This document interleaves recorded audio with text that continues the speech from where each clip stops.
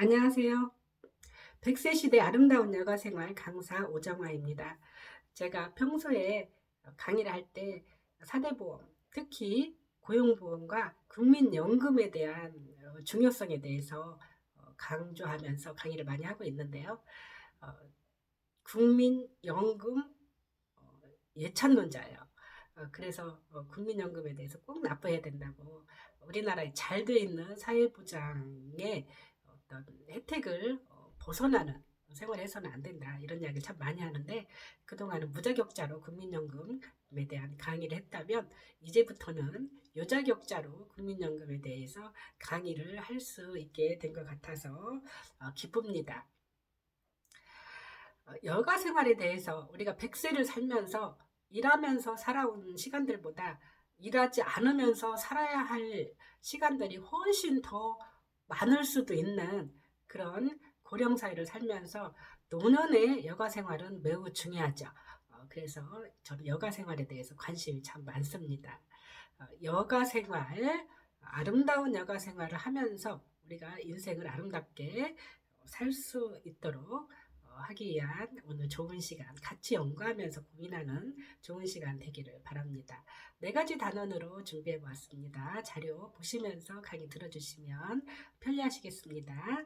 여가란 무엇인가? 좋은 여가란 무엇인가? 그리고 은퇴 후 여가 생활, 그리고 언제 준비할 수 있는가에 대한 4가지 단원으로 자료 준비해 봤습니다. 여가란 무엇인가? 여가의 어원을 살펴보면 쉬다, 아무것도 하지 않는다, 일하지 않는다, 교육하다, 허락받다, 이런 뜻이 있다고 합니다. 여기서 쉬다, 아무것도 하지 않는다, 그건 좀 이해가 가는데 교육하다, 허락받다, 이게 조금 이상하죠? 허락을 무엇으로부터 의 허락일까요? 내가 무엇을 하든 그 어떤 것도 다 허락되는 거예요. 내가 게임을 하든 놀든 낮잠을 자든 여행을 하든 뭘 하든 담배를 피든 핸드폰으로 애인하고 대화를 나누든 다 이게 허락이 되는 거죠. 그리고 교육하다라는 말은 좋은 교육, 나를 위한 발전적인 자기 개발할 수 있는 이런 교육이 여가에 포함된다는 거예요. 우리 엄마가 나를 컴퓨터 자격증을 따래요. 학원을 보내요. 가기 싫은데. 이거 누구의 여가 생활이에요? 엄마의 여가 생활인 거예요. 나는 필요치 않아요. 내가 하고 싶지 않아요. 우리 엄마가 필요하대요. 엄마의 여가 생활이 되는 거죠. 그러나 나는 사회복지사고 사회복지사와 상관이 없어요. 나 밥 먹고 사는 것과 아무 상관이 없는데 그냥 피부 관리 좀 내가 예뻐지고 싶어요. 그래서 피부 관리 자격증을 하나 따고 싶어요. 예쁘게 살려고. 또 그리고 발 마사지를 좀 배우고 싶어요. 발 마사지 교육을 받고 자격증 따고 싶어요. 그래서 우리 아이도 피곤하면 아이에게도 봉사해주고 그리고 또 남친에게도 또 발 마사지 해주고 이렇게 하고 싶어요. 그리고 또 요양원에 자원봉사 가서도 어르신들한테 발 마사지 해주고 싶고 이런 마음으로 발 마사지 교육을 받고 자격증 따고 싶어요. 이렇게 하면 또 이것은 여가 생활이 될 수 있죠. 여가는 생업을 떠난 꼭 필요한 내가 살기 위해서 해야 되는 그런 것들이 아닌 행위가 여가 생활이 될 수가 있죠. 그리고 여가는 즐거움이 있어야 되고 자발적이어야 되고 발전적이어야 돼요. 자기 개발이 있어야 된다는 거예요.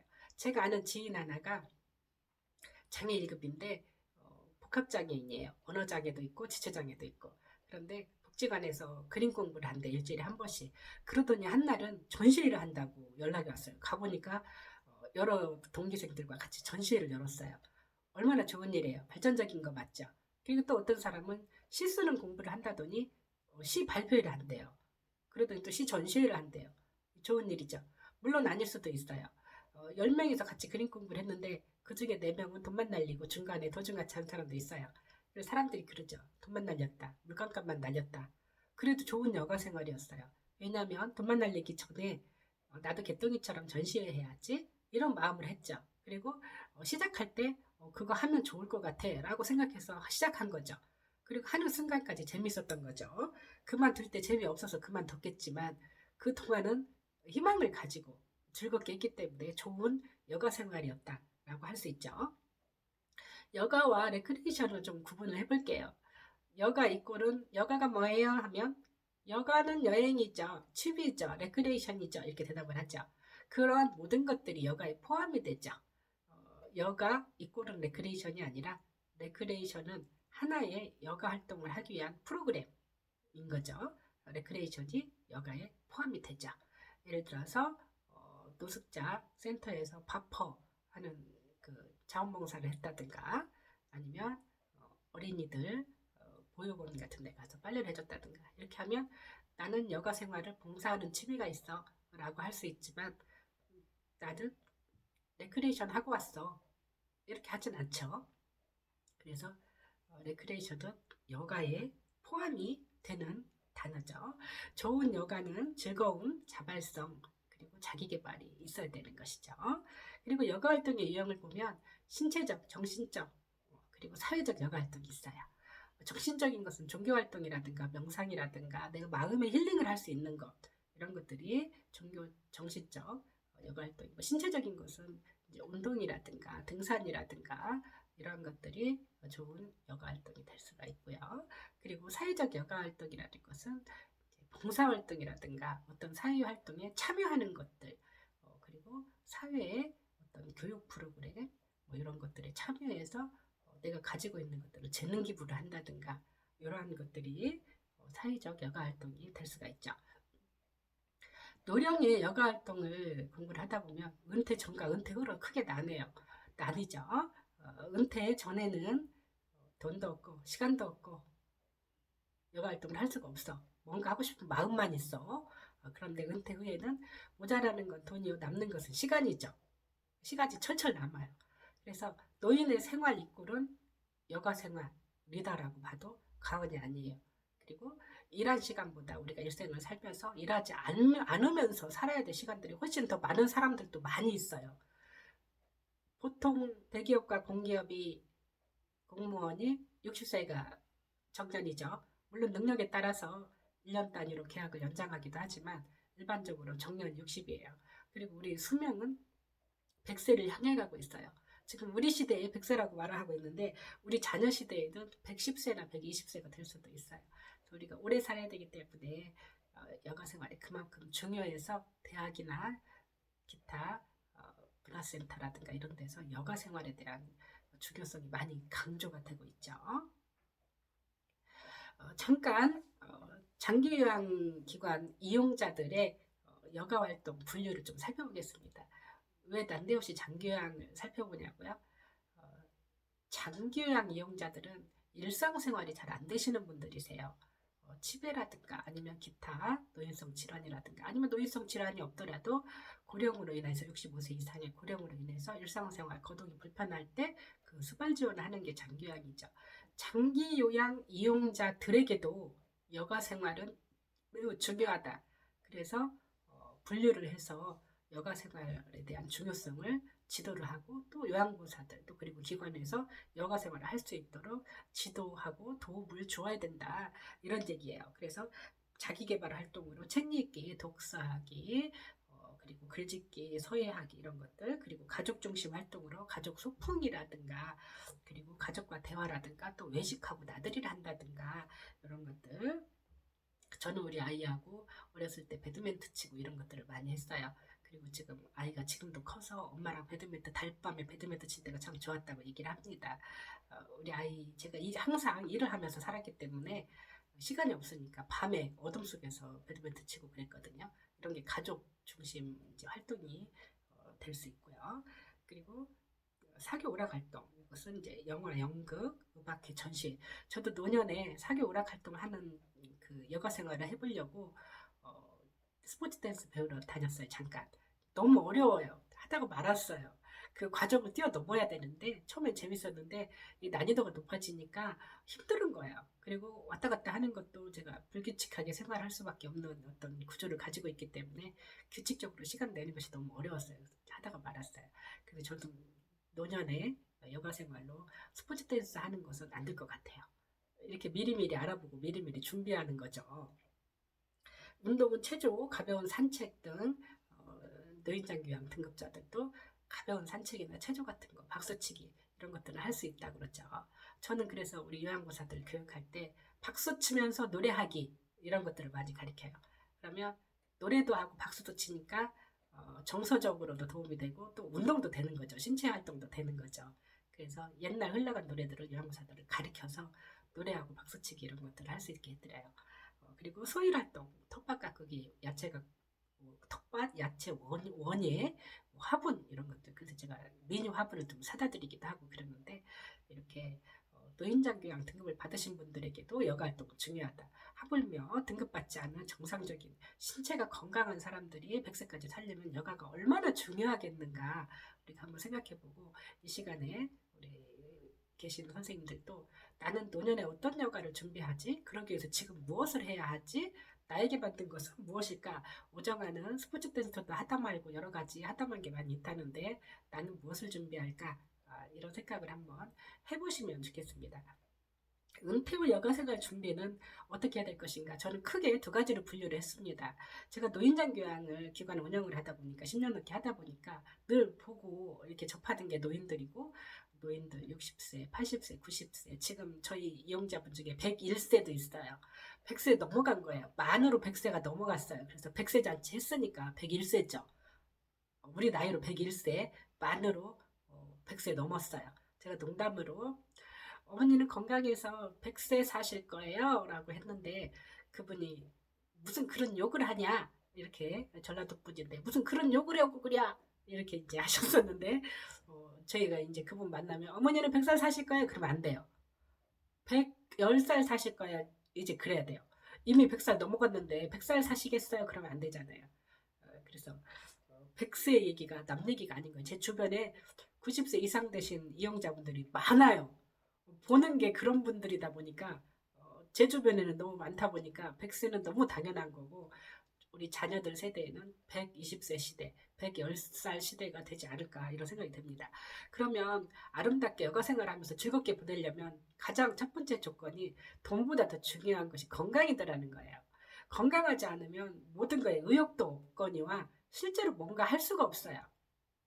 아무것도 안 되는 거예요. 그래서 저는 건강검진도 받고요. 건강검진 미리 해서 알지 못했던 거, 대장 용종이라든가 이런 것도 건강검진을 통해서 제거를 했고요. 많은 암 같은 것들이 초기에 발견되는 게 일반 건강검진에서 많이 발견된다고 하잖아요. 건강한 노후를 위해서 건강관리 잘 하셔야 돼요.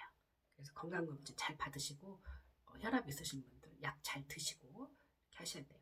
그리고 재정 상태 확인하셔야 돼요. 재정이 안 되면 그거에 맞는 여가를 준비하시고 또 나는 정말 이 여가를 할 거야. 나 세계 여행 할 거야. 그러면 세계 여행 할 수 있는 그런 준비가 돼 있어야죠. 예를 들어서 사고 쳐서 출국 금지자가 되면 절대 안 되잖아요. 그런 것들 관리 잘 하셔야 되고 그리고 커다란 배를 타서 대서양을 누빌 거야. 그러시면 배를 또 준비하셔야 되고 또 배를 운전하시려면 특수 면허가 있어야 돼요. 일반 자동차 운전 면허증으로 배를 운전할 수 없어요. 그런 배를 운전할 수 있는 자격증도 따셔야 되겠죠. 이런 준비를 미리미리 해 두셔야 된다는 거예요. 유엔에서 노인의 원칙 5가지를 정해서 발표를 했어요. 난데없이 노인의 원칙을 왜 얘기하냐고요? 노인의 원칙, 독립의 원칙, 돈이 있어야 돼요. 직업이 있어야 되고 소득이 있어야 되고 혼자 거주할 수 있는 환경이 있어야 돼요. 노인에게도 그런 환경을 허락을 해야 돼요. 참여의 원칙, 노인들 뭐든지 다 참여하기를 원해요.